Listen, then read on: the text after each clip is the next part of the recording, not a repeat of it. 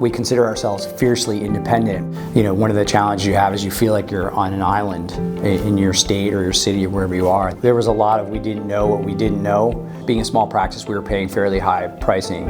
And so we just had a lot of challenges before we came into HPS. The expense of supplies and cost of supplies was probably the first initial thing. That actually was probably the very first driver of something like, oh wow, this is great. But that was short-lived.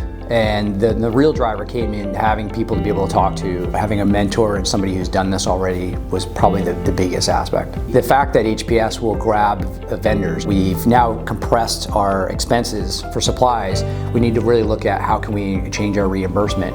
And so one of the things that HPS did was they interviewed 4 or 5 of these companies. HPS went and vetted them all out, looked at their cost structures and which ones would be the best for it. And I think that's really kind of our big value now is helping us vet out which ones are the best.